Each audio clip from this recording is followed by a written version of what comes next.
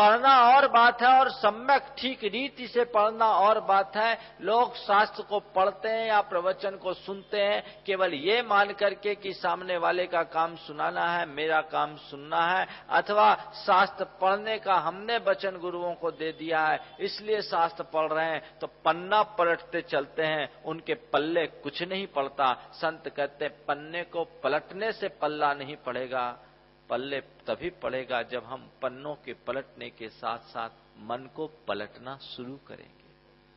मन को पलटना शुरू करेंगे और जब हमारे मन में परिवर्तन घटित होता है तो जीवन में अपने आप रूपांतरण घटित हो जाता है।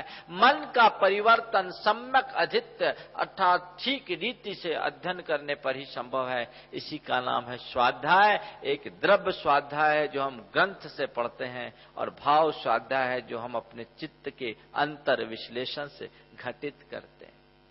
इसको सुनो, समझो और अपने चित्त का अंतर विश्लेषण करके देखो कि जो मैं पढ़ रहा हूं वो आखिर मेरे ऊपर कितना प्रभावी हो रहा है। इसके पढ़ने से मैं अपने भीतर कुछ गढ़ पा रहा हूं तो मेरा पढ़ना सार्थक है, अन्यथा सब बेकार है। संत कहते हैं जो भी अध्यात्म के उपदेश में बताया जाता है, सुनाया जाता है अथवा पढ़ा जाता है वह सब भीतर गढ़ने के लिए एक आलंबन मात्र है। उस आलंबन को आत्मसात करके हम अपने भीतर कुछ घटित करने की प्रक्रिया प्रारंभ कर देते हैं तो हमारा जीवन निश्चित महान होता है। और यदि हम उसकी उपेक्षा कर दें तो हम कभी अपना उद्धार नहीं कर सकते। तो सबसे पहली बात, जो ठीक रीति से पढ़ता है अर्थात ठीक रीति से जान जाता है, वो जान लेने वाला व्यक्ति मान और अपमान में समता धारण करता है। वो आग्रह से मुक्त हो जाता है और उसके लिए वन और भवन सब समान हो जाते हैं। बंधुओं, हमें अपने भीतर समता को विकसित करना चाहिए। एक समता जो परिस्थिति जन्य होती है और एक समता आत्म प्रेरित होती है। यहाँ आचार्य पूज के बात कह रहे हैं, दूसरों के दबाव और प्रभाव में नहीं, परिस्थितियों की प्रतिकूलता में मन मार कर समता रखने की बात यहाँ नहीं की जा रही है। स्वमतात अपने अंतः प्रेरणा से, अपने आत्मज्ञान के बल पर, अपने निष्कर्ष और निचोड़ और अनुभव के आधार पर तुम्हारे भीतर क्षमता होनी चाहिए। अगर ऐसी क्षमता तुमने घटित कर ली तो तुमसे ज्यादा भाग्यवान और कोई नहीं और तुमसे बड़ा सुखी इस संसार में कोई नहीं, क्योंकि सुख का मूल क्षमता है। परिस्थितियों में क्षमता तो आदमी रख लेता है, जब देख रहा है कि सामने वाला मुझसे बरजोर है, मुझसे ज्यादा प्रभावी है, तो उसके सामने जबान खोलना ठीक बात नहीं है। तो मन में तो उथल पुथल मची हुई है, लेकिन भाव भंगिमा नहीं बिगाड़ रहे हैं, क्योंकि भाव भंगिमा बिगाड़ेंगे तो सही में वो हमारी भंगिमा बिगाड़ देगा, हाल ही खराब कर देगा। एक घूसा देगा तो सब कुछ परिवर्तित हो जाएगा। मन मार लिए, संत कहते नहीं। एक मन को मार करके व्यक्ति शांत रहता है, वस्तुतः वह शांत रहता नहीं, शांत दिखता है। मन को मारने से शांति नहीं मिलती, मन को मोड़ने से शांति मिलती है। और संत कहते हैं मन को मारो मत, मन को मोड़ो। और मन को मोड़ने में केवल वे ही समर्थ होते हैं जिनके भीतर आत्मज्ञान होता है। हमारे अंदर की क्षमता खंडित क्यों होती, थोड़ा हम उनके कारणों को देखें और फिर देखें कि जो व्यक्ति क्षमता से संपन्न हो जाता है उसकी दृष्टि कैसी होती। मेरे देखे, हमारे मन की क्षमता खंडित होती है हमारी आग्रह युक्त बुद्धि के कारण, आशंका के कारण, आवेश के कारण, अभिमान के कारण। आग्रह, आशंका, आवेश और अभिमान। और पांचवा है आसक्ति। ये पांच ऐसे कारण हैं जो हमें क्षमता में स्थिर नहीं होने देते। और ये इन सब पांचों का मूल अज्ञान है। दरअसल ये सब अज्ञान प्रेरित आवेग है। इनमें व्यक्ति कभी शांत नहीं हो सकता और ऐसे व्यक्ति के जीवन में कभी स्थिरता नहीं होती। जब व्यक्ति का किसी व्यक्ति या किसी वस्तु या किसी बात विशेष पर आग्रह बन जाता है तो आग्रही व्यक्ति अपनी बात को लादना चाहता है, दूसरों पर थोपना चाहता है, वह केवल उसे ही सही मानता है, बाकी सबको गलत मानता है, और उसकी दृष्टि में वो सही बाकी सब गलत, और उसकी पूर्ति होती है तो उसे थोड़ा अच्छा लगता है, और पूर्ति नहीं होती है तो उसका मन अशांत हो जाता है। अपने आग्रह के पीछे लोग बड़े बड़े बवंडर खड़े कर देते हैं। आज जो झगड़े होते हैं ना, घर परिवार में विषमता, महाराज शांति नहीं है, थोड़ा सा टटोल। एक बार एक सज्जन मेरे पास आए, बोले महाराज कुछ आशीर्वाद दो, कोई मंत्र दे दो। बोले क्या बात है? महाराज शांति चाहिए। हमने कहा शांति मंत्र जपो। बोले महाराज उससे काम नहीं होता। तो हम बोले उस वाले शांति मंत्र को जपने से काम नहीं होगा, जो मंत्र हम लोग प्रवचनों में सुनाते हैं उसको जपोगे तो काम होगा। तुम्हारी अशांति का कारण क्या, उसकी गवेषणा करो। अशांति का कारण जब उससे पूछा गया तो केवल एक ही बात कि वह व्यक्ति अपने किसी एक बात की आग्रह पर अड़ा हुआ था। वो चाहता था सब कुछ ऐसा हो, परिवार के दूसरे सदस्य वैसा नहीं चाहते, वो मानने को तैयार नहीं, कहीं से समझौता को तैयार नहीं। ऐसे लोगों को भगवान भी आ जाए तो शांति नहीं दिला सकते। अशांति की बात को अपनी छाती से चिपका कर रखने वाले को कभी शांति नहीं मिल सकती। ये तो बड़ी विचित्र दशा है, लेकिन लोग इस चीज को नहीं समझते। आग्रह के कारण बड़े झगड़े हो जाते। एक बार एक ट्रेन में एक व्यक्ति सफर कर रहा था, खिड़की को बार बार बंद करना चाह रहा था कि भैया खिड़की बंद करो, हवा आ रही। सामने जो बैठा था बोलता मुझे गर्मी लग रही, खिड़की खोलो। अब ये खिड़की बंद करे, वो खिड़की खोले, ये बंद करे, वो खोले। वो कहता मुझे सर्दी लग रही, वो कहता मुझे गर्मी लग रही। बड़ी दिक्कत, दोनों में तनातनी हो गई। एक खिड़की खोलने के लिए अड़ा हुआ है और एक खिड़की बंद करने के लिए अड़ा हुआ है, दोनों में तनातनी हो गई। आखिरकार टीसी आया, उसने पूछा बात क्या भाई, तुम लोग क्यों झगड़ रहे? उसने कहा मुझे सर्दी लग रही है, खिड़की बंद नहीं करने देता। बोला कैसे बंद करने दीजिए, मुझे तो गर्मी लग रही है। उस टीसी ने खिड़की को देखा, कहा काहे को लड़ते हो मूर्खो, थोड़ा खिड़की को तो देखो, उसमें कांच ही नहीं है, कांच ही नहीं है। और जिस खिड़की पर कांच नहीं है उस खिड़की के प्रति जब आग्रह भाव जुड़ जाता है तो बड़े जघन्य स्तर का झगड़ा खड़ा हो जाता है।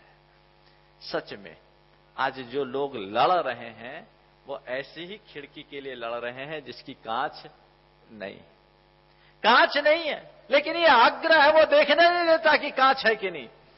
अरे कैसे नहीं खोलोगे जी, खोलने दो। और हम कैसे, हम खोलने नहीं देंगे जी, बंद रहने दो, हमें सर्दी लग रही। ये हमारे भीतर का अज्ञान है। संत कहते हैं अपने जीवन में समता को बनाए रखना चाहते हो तो आग्रह छोड़ो, अनेकांतवादी दृष्टिकोण रखो, समझौता परख दृष्टि रखो। ये सोचो कि मैं ही सही नहीं हूं, मेरे साथ सामने वाला भी सही है। तत्वतः हम देखें तो कोई बड़ा नहीं, कोई छोटा नहीं, कोई अच्छा नहीं, कोई बुरा नहीं, सब तो समान है, सब एक धरातल पर जीने वाले लोग। हम किसके लिए आग्रह रखें? जब मनुष्य का चिंतन उदार हो जाता है और सोच व्यापक बनती है तो उस व्यक्ति के हृदय में कभी आग्रह नहीं टिकता। कदाचित आग्रह तो हो पर दुराग्रह तो बिल्कुल ही नहीं। अब आज लोग आग्रही नहीं दुराग्रही बन जाते हैं। ध्यान रखना, ऐसे आग्रह से प्रेरित चित्त से लोग कभी सही निर्णय नहीं ले सकते। जो भी होगा गलत होगा, पूर्वाग्रह बना हुआ वो वैसा ही देखेगा जैसा देखना चाह रहा है और झमेला खड़ा कर लेगा। इस झमेले से बचना है। कुछ दिख रहा है, ठीक है, हमें लग रहा है कि मैं जो चाह रहा हूं सामने वाले नहीं चाह रहे, वैसा नहीं हो पा रहा है, और वैसा होने और करने के लिए रात दिन व्याकुल होने से बेहतर यही है कि हम अपना दृष्टिकोण थोड़ा सा परिवर्तित कर लें और समझौता का रास्ता निकाल लें। अरे महाराज जी समझौता कर लेंगे तो काम कैसे चलेगा, हम छोटे नहीं हो जाएंगे, बस यही तो कमी है। अगर झगड़े को शांत करना है तो समझौता तो अपनाना ही पड़ेगा। टकराव हमेशा तनाव उत्पन्न करता है और तालमेल बनाने से बड़ा बड़ा तनाव भी पल में दूर हो जाता है। इसे टकराव को टालिए, तालमेल के रास्ते को तालमेल की नीति को अपनाइए। समझौता का मतलब है तालमेल को अपना करके चलना, अपने साथ सामने वाले की भावनाओं का भी सम्मान करना सीखना। और जो व्यक्ति सम्यक ज्ञानी होता है जिससे भेद विज्ञान प्रकट हो जाता है, वो व्यर्थ के आग्रह को थोपता नहीं और कभी आग्रह में अड़ता भी नहीं। वो मानता है कि ठीक है, सबकी अपनी अपनी परिणति है और सबका अपना अपना परिणाम, मैं किससे क्या आग्रह करूं और किसके पास कैसे उलझूं, ये तो एक चक्र है, सो चल रहा है। व्यवस्था को व्यवस्था के अनुरूप ही चलना चाहिए और चलाना चाहिए। इस धारणा और भावना के साथ चलने वाले व्यक्ति कभी विचलित नहीं हो सकते हैं, और जो इस भावना से शून्य होते हैं उस व्यक्ति में कभी स्थिरता नहीं होती। तो मैं आप सबसे कह रहा था, आग्रह आपकी क्षमता को खत्म करता है। उस समय ये सोचिए कि मैं अपने ही आग्रह में न रहूं। जब भी आप आग्रही बनेंगे आपके चित्त पर तनाव आ जाएगा। आग्रह से अपेक्षा जन्म होती है और उस अपेक्षा की पूर्ति में जब जब बाधा आती है, झुंझलाहट आती है, तनाव होता है, क्षोभ होता है। नहीं, ऐसे आग्रह की क्या जरूरत। थोड़ा सा एडजस्टमेंट करना हम सीख ले तो सारा काम अपने आप हो जाएगा, और ज्यादा खींचतान करेंगे तो बड़ा गड़बड़ होगा। कई बार लोग कहते हैं मैंने कह दिया सो करना पड़ेगा। घर परिवार में भी बहुत दिक्कत होती, थोड़े दिन तो चलता है पर ज्यादा नहीं। देखो बीना में तार होते हैं ना, कितने तार होते? 7 तार होते हैं। सातों तारों को अलग अलग होने के बाद भी उनमें एक इंटरनल एडजस्टमेंट होता है। तो जब उसमें उंगलियां फेरी जाती है तो उससे क्या निकलता है? मधुर संगीत निकलता है। और यदि इन तारों के बीच एडजस्टमेंट नहीं हो तो सिरदर्द होगा। और तार में एक खिंचाव होता है, लेकिन एक सीमा तक। ज्यादा खींच दे तो तार टूट जाएंगे, स्वर भंग हो जाएगा। बस एक इंटरनल एडजस्टमेंट के साथ अपनी बात को आप रखें, लेकिन सामने वाले की बात का आदर करना सीखें। हमारे जीवन में कहीं किसी तरह की विसंगति नहीं होगी, कहीं किसी तरह की परेशानी नहीं होगी, अशांति नहीं होगी। अशांति से बचना चाहते हैं तो आग्रह को छोड़ना सीखें। आग्रही ना बने। कुछ हो भी जाए तो तुरंत एडजस्टमेंट करना सीख ले। पति पत्नी के बीच जमकर ठन गई, पत्नी भयंकर नाराज हो गई। और पत्नी नाराज हुई तो उसने धौंस दी कि देखो ज्यादा करोगे तो मैं मायके चले जाऊंगी। पति बहुत समझदार था, उसने मामले की गंभीरता को समझा। उसने कहा बात संभालना चाहिए। वो समझौतावादी था। उसने कहा ठीक है, तुम अपने मायके हो आओ, पप्पू भी इस बहाने अपने ननिहाल हो आएगा, और मैं भी इसी बहाने अपने ससुराल घुमाऊं। छूट गया, सब एक ही गाड़ी में चले जाएंगे। ये थोड़ा सा चिंतन उदार हो जाता है तो झगड़े की जो स्थिति है वो पल में शांत हो जाती है। पिता पुत्र दोनों साथ एक थाली में खाते थे। पुत्र किसी कारणवश नाराज हो गया और उसने कहा पापा कल से मैं आपके साथ नहीं खाऊंगा। पिता बहुत समझदार था, कहा ठीक है बेटे, तू मेरे साथ नहीं खाएगा, मैं तेरे साथ खा लूंगा। तू मेरे साथ नहीं खाएगा, कोई बुराई नहीं, मैं तेरे साथ खाने को राजी हूं। बस इतने के लिए तैयार हो जाए तो ऐसे व्यक्ति के जीवन में कभी अशांति नहीं आ सकती। अरे लेकिन हम कहेंगे तो छोटे नहीं हो जाएंगे। सच में कहोगे तो छोटे बाद में होगे, बिना कहे छोटे हो ही गए। जो छोटा होता है वही ऐसा करता है। आग्रह पहली बात। दूसरी बात है आशंका। मन में किसी प्रकार की आशंका हो जाए तो शंका का भूत बहुत खतरनाक होता है, कीड़ा की तरह काटता है, दिमाग में कुलबुलाने लगता। झूठा वहम, और कुछ नहीं है तो छोटा सा वहम मन में आ गया, वो व्यक्ति अशांत होगा। छोटी सी बिल्कुल बेकार की बातें, बहम का भूत बड़ा खतरनाक होता है। और कुछ लोग ऐसे बहम पाल लेते, छोटी छोटी बातों के प्रति बड़ी बड़ी बात शंकाएं मन में पाल लेते, कहीं ऐसा ना हो जाए, कहीं ऐसा ना हो जाए, कहीं ऐसा ना हो जाए। और ऐसे लोग उल्टा ज्यादा सोचते, सीधा कम। एक आदमी एक मनोचिकित्सक के पास पहुंचा, बड़ा घबराया हुआ, बदहवास सी स्थिति उसकी हो गई। और उसने कहा कि डॉक्टर से पूछा क्या बात है, तुम इतने परेशान क्यों हो रहे? बोले क्या बताऊं डॉक्टर साहब, रात मैंने सपने में देखा कि मेरे पेट से चूहा निकल गया। रात मैंने सपने में देखा कि मेरे पेट पे से चूहा निकल गया। उसने कहा हद हो गई, चूहा ही निकला, हाथी थोड़ी निकला, इतना क्यों परेशान हो रहे? हद हो गई, चूहा ही तो निकला, हाथी थोड़ी निकला। उसने कहा सर इसीलिए तो चिंता कर रहा हूं कि रास्ता बन गया, आज चूहा निकला, कल हाथी निकल जाएगा तो रास्ता बन गया। आज चूहा निकला, कल हाथी निकल गया। तो जिसके पास दृष्टि होती है वो हाथी को भी चूहे की तरह समझ लेते हैं, और जो दृष्टिहीन होते हैं वे चूहे को भी हाथी मान लेते हैं, वो कुछ नहीं कर पाते। तो कहते हैं उसको लाइटली लेकर के चलें, अपने जीवन को उसी तरह से मोड़ करके चलने की कोशिश करें। कहीं भी कोई भी ऐसी स्थिति आए तो उसको टालने की प्रवृत्ति आनी चाहिए।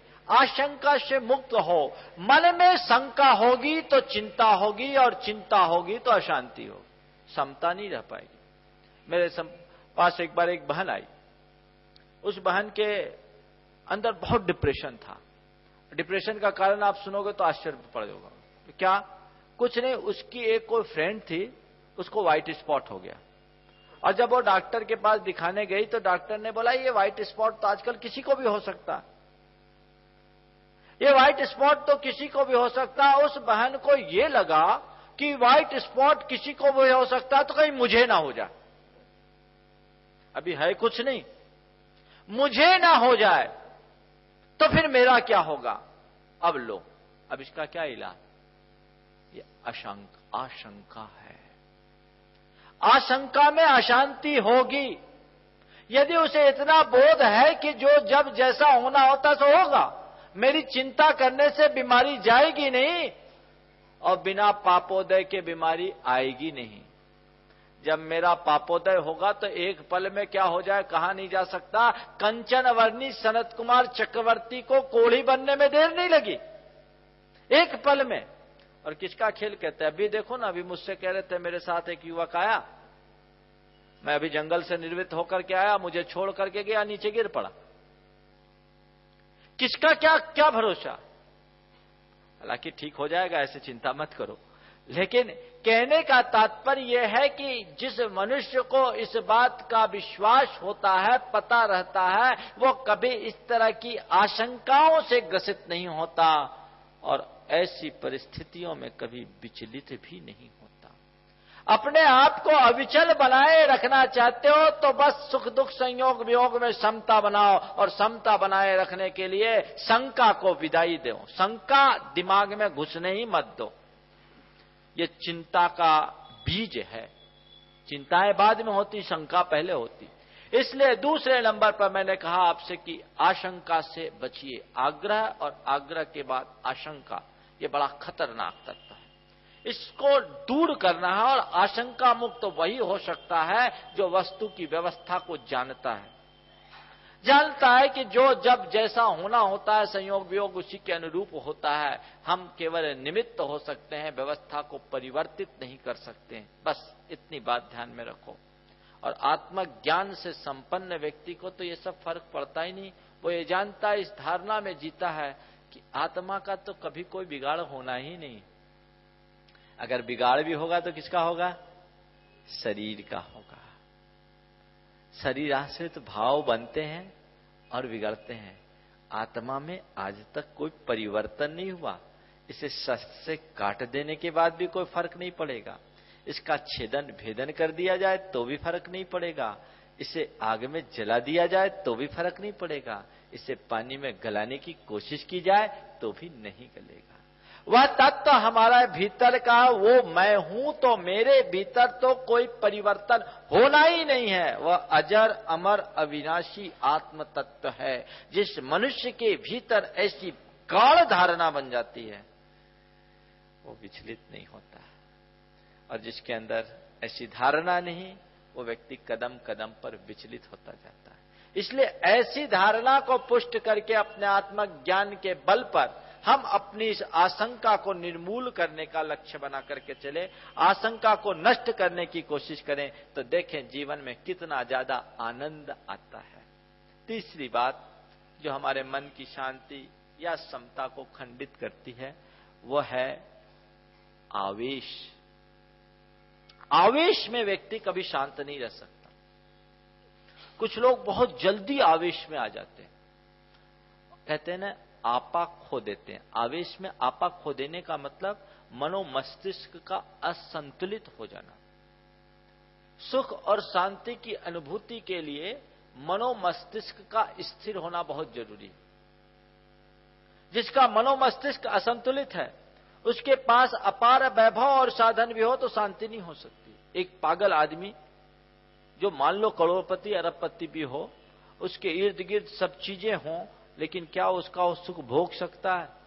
उसके भीतर भोग करने के लायक दिमाग ही नहीं है तो क्या भोगेगा? सब कुछ है पर अभी उसका क्या गड़बड़ाया? मनोमस्तिष्क गड़बड़ा गया। वो पागल है, मनोमस्तिष्क गड़बड़ाया हुआ है, तो उस काल में वो उसका सुख नहीं भोग सकता। संत कहते हैं सच्चे अर्थों में विचार करो तो जब मनुष्य आविष्ट हो उठता है, मनुष्य के चित्त में आवेश भर जाता है, तो उतनी देर के लिए वह एक अस्थायी पागलपन के दौरे से ग्रसित हो जाता है, और जितने देर तक वह पागलपन उस पर छाया रहता है, तब तक शांति उससे कोसों दूर चले जाती। जैसे जहां आग होती है वहां आंच होती है, वहां शीतलता नहीं हो सकती। जहां आग होगी वहां आंच होगी, और कोई आदमी आग लगाकर ये कल्पना करे कि मुझे थोड़ी छाया मिले, तो क्या ये संभव है? कतई संभव नहीं। आग की आंच में बैठा और छाया की कामना कर रहा है, कतई संभव नहीं। संत कहते आवेश भी एक आग है जहां शांति की छाया नहीं मिल सकती। इसलिए उस शांति की छाया को पाना चाहते हैं तो आवेश पर नियंत्रण होना चाहिए, आवेश पर कंट्रोल होना चाहिए, और यह अभ्यास के बल पर हो जाता है। संत कहते तुम किस पर क्रोध करना चाह रहे हो? मेरा कोई अपमान कर दिया इसलिए क्रोध आ रहा है, मुझे किसी ने दुर्वचन कर दिया, कह दिया इसलिए क्रोध हो रहा है, मेरी इच्छा पूर्ति नहीं हुई इसलिए मुझे क्रोध आ रहा है, सामने वाला मेरी बात नहीं मान रहा इसलिए मुझे क्रोध आ रहा है। क्या तुम्हारा अपमान? कौन सा दुर्वचन? कौन तुम्हारी इच्छा और उसकी पूर्ति का साधन? तुम किसको अपना बात मनवाना चाहते हो और कौन तुम्हारा बात माने? थोड़ा विचार करो। ये सब तो केवल ऊपर की चीजें हैं। जो अध्यात्म के ज्ञाता होते हैं वे एकदम ऐसी परिस्थितियों में भी अपने मन की क्षमता को खंडित नहीं करते, अपने मन की क्षमता को टिकाए रखते हैं, उसे प्रभावित नहीं होने देते हैं। ऐसे ऐसे प्रसंग बन जाए तो भी क्रोध नहीं होता। एक संत रास्ते से गुजर रहे थे, रास्ते से एक संत गुजर रहे थे, तो एक व्यक्ति जिसको उनकी जो साधुता से चिढ़ थी, तो उसने क्या किया, एक दिन जाकर के उनके मुंह पर थूक दिया। मुंह पर थूक दिया। जब थूक दिया तो संत सच में संत थे। उनने उसे एकदम सहजता से लिया, लाइटली, जैसे कुछ हुआ नहीं, और अपने चादर से पोंछ लिया। और पोंछ लेने के उपरांत उससे पूछा कि तुम्हें कुछ और कहना है? तुम्हें कुछ और कहना है? सामने वाला एकदम हक्का बक्का रह गया। ये तो इससे ऐसी तो अपेक्षा ही नहीं थी। ये आदमी कह रहा है कि तुम्हें कुछ और कहना है? मैंने तो तुम्हें कुछ कहा नहीं, मैंने केवल थूका है और तुम कह रहे हो मुझसे कुछ और कहना। संत मुस्कुराए, बोले हाँ मैं यही कह रहा हूं। जब आदमी को कहने के लिए कुछ नहीं बचता तब वो मौन हो जाता और इस तरह की क्रियाएं करता है। मैं समझता हूं कि तुम मुझे कुछ कहना चाह रहे थे, चलो जो कहना था सो कह दिया, अगर और कुछ बचा हो तो मैं रुकूं, नहीं तो आगे चलूं। अब उससे कुछ बोलते नहीं बना, अब क्या बोले? उसे लगा कि ये आदमी तो एकदम विलक्षण है। मैं उस पर थूक रहा हूं और वो कह रहा है कि तुम्हें कुछ और कहना है। दूसरा होता तो प्रतिकार करता, लेकिन प्रतिकार वही करता है जिसके भीतर विकार होता है। यहां कोई विकार नहीं, सहज नहीं प्रतिकार। मान और अपमान में समता रखने वाले व्यक्ति, उनने उसे सहज रूप से लिया, आगे बढ़ गए। लेकिन इस आदमी के दिमाग में एक कीड़ा काटता रहा। इस घटना का उसके अंतर्मन पर बड़ा गहरा प्रभाव पड़ा। बोला मैंने उस आदमी के लिए थूका और वो कहता है तुम्हें कुछ और कहना है, कुछ कहा ही नहीं। अरे दूसरा होता तो 2-4-10 गालियां देता, कुछ प्रतिकार करता, कुछ बातें सुनाता, और इसने कुछ कहा नहीं। और उसे लगा कि मैंने किसी गलत आदमी के साथ ये व्यवहार किया और मैंने ये जो कुछ किया है वो सब गलत है। उसके अंदर पश्चाताप की भावनाएं आने लगी।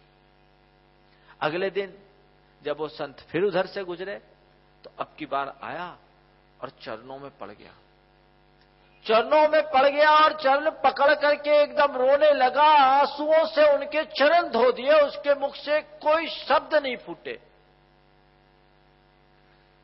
जब काफी देर हो गई तो संत ने उसे उठाया और पूछा, तुझे कुछ कहना है? तुझे कुछ कहना है? उसको कुछ समझ भी नहीं आया। बोले आप क्या कह रहे हो? उस दिन मैंने थूका तो भी आप कहते तुझे कुछ और कहना है, और आज मैं जब आपके गीत गा रहा हूं, आपके चरणों में लौट रहा हूं, तब आप कुछ कह रहे हो कि कुछ और कहना है। संत ने कहा, जो तुझे कहना था तेरी आंसुओं ने कह दिया। मुझे लगता है अब शायद तेरे लिए कुछ कहने लायक नहीं बचा। जो कुछ तुझे कहना था तेरे आंसुओं ने कह दिया। मुझे ऐसा लगता है कि शायद अब तेरे पास कहने लायक कुछ नहीं बचा। उसने जैसे तैसे शब्द बटोर कर इतना ही कहा, गुरुदेव मुझे क्षमा कर दो, गुरुदेव मुझे क्षमा कर दो। उन्होंने कहा, क्षमा करने की बात कहा, जब मैंने क्रोध ही नहीं किया तो क्षमा कहां से करूं? मैंने क्रोध ही नहीं कहा तो क्षमा कहां से करूं? मैंने सोचा कि उस दिन तुझे कुछ कहना था, कहने के लिए शब्द कम पड़ गए, सो तूने मुझ पर थूक दिया। आज भी तू कुछ कहना चाह रहा था, कहते कहते शब्द कम हो गए तो तू आंसू बहाने लगा और मेरे चरण को पकड़ लिया। इसके अलावा और क्या है?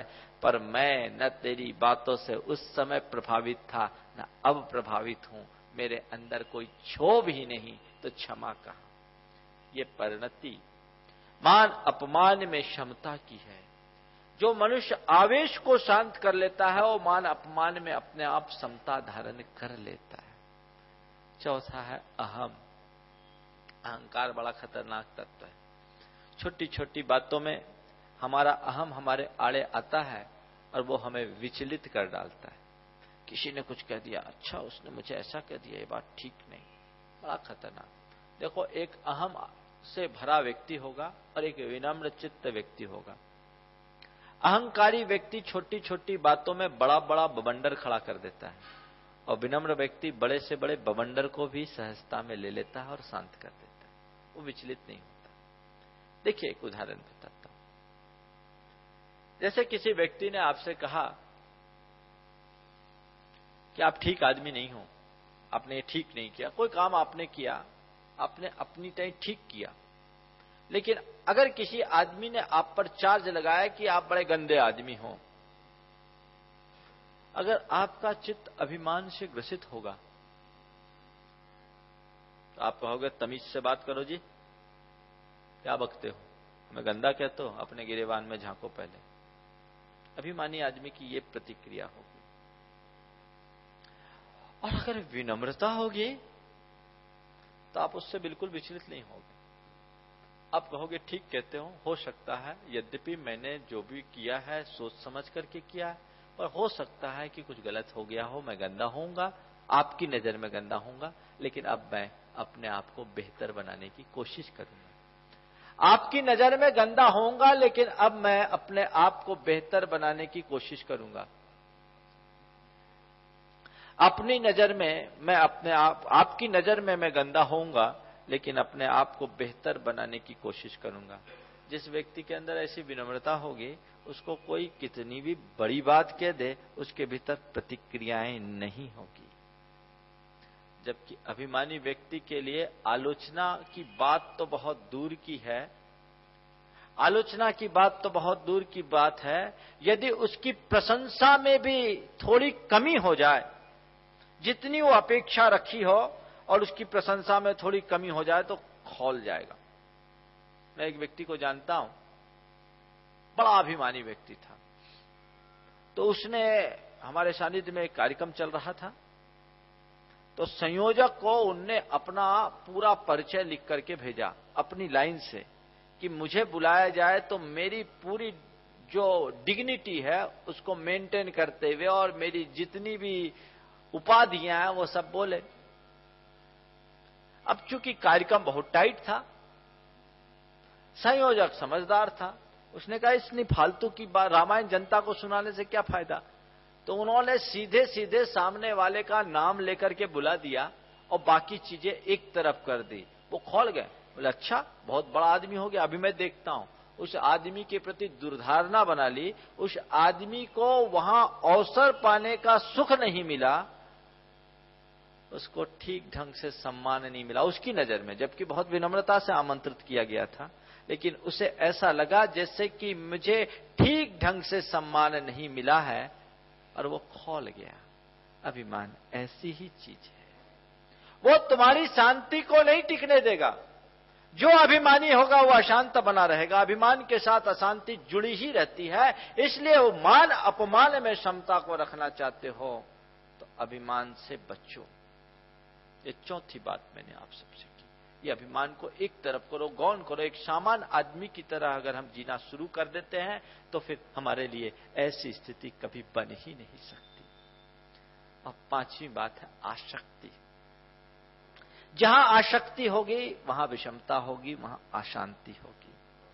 संत कहते हैं किसी के प्रति आसक्त मत हो, भीतर से अटैच मत हो, डिटैच होकर के रहो। सबके बीच रहो पर स्वयं में रमो। ये मान करके चलो कि मैं सबके बीच हूं पर हूं अकेला और सब अकेले हैं। सबके बीच रह करके भी इस एकत्व का बोध हो जाए तो ऐसा व्यक्ति कहीं भी चला जाए उसको कोई फर्क नहीं पड़ता। उसको कोई फर्क नहीं पड़ता। वो मान अपमान में समता भाव रखेगा, आग्रह से मुक्त होगा और उसके लिए वन और भवन सब बराबर होंगे।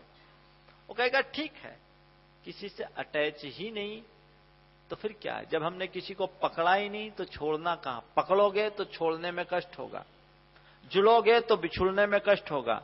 जब भीतर से जुड़े ही नहीं तो क्या बिछुड़ना। किसी को पकड़ा ही नहीं तो क्या छोड़ना, पाया ही नहीं तो क्या खोना।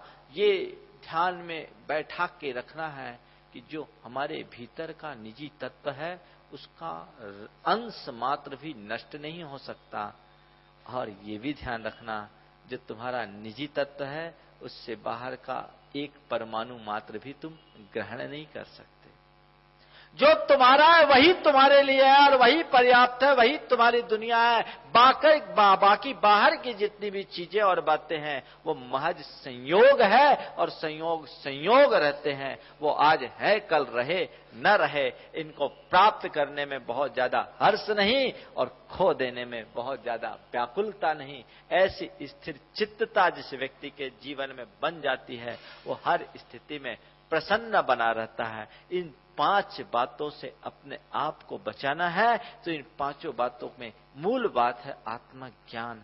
आत्म तत्व का ज्ञान जिस मनुष्य को हो जाता है उसके अंदर न आग्रह होता, न आवेश होता, न आशंका होती, न अहम पलता और न ही आसक्ति बलती है। इन सब का निचोड़ इसमें यही है कि हम उस अज्ञान का निवारण करें, ज्ञान को प्राप्त करें, सही दृष्टि और सही नजरिए से हर घटना और हर स्थिति को देखने की कोशिश करें तो जीवन में सुख दुख, संयोग वियोग, लाभ हानि कुछ भी हमें प्रभावित नहीं कर सकती।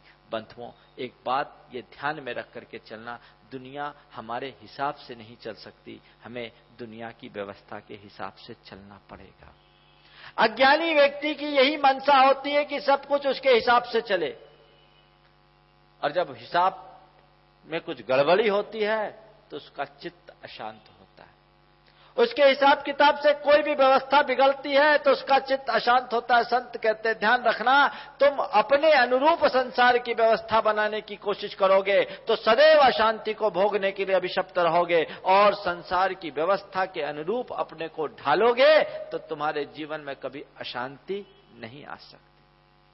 व्यवस्था को नहीं बदलो, उसकी अपनी अवस्था को देखो, अवस्था को संभाल कर रखने की कोशिश करो। संसार की व्यवस्था अपने नियमों के अनुरूप चलती है, उसमें हमारी सीधी कोई भागीदारी नहीं है। आत्मज्ञानी इस बात को जानता है, वो मानता है कि संयोग वियोग हमारे हाथ में नहीं, लाभ हानि हमारे हाथ में नहीं है, ये तो आते और चलते रहते हैं। विपत्ति और संपत्ति भी हमारे हाथ में नहीं है, दुख और सुख भी हमारे हाथ में नहीं है, लेकिन मन का संतुलन हमारे हाथ में है। समता हमारी हाथ की चीज है। हम जैसे अच्छे को अच्छा मानते हैं तो बुरे को भी अच्छा मानने का हमारे लिए अभ्यास होना चाहिए और ये मान करके चलना चाहिए जिसे हम अच्छा करते हैं वह भी किसी कर्म का फल है और जिसे हम बुरा कहते हैं वह भी किसी कर्म का फल है। अच्छे को हम पुण्य का फल कह देते हैं, बुरे को हम पाप का फल कह देते हैं, पर पुण्य हो अथवा पाप दोनों हमारे स्वभाव नहीं है।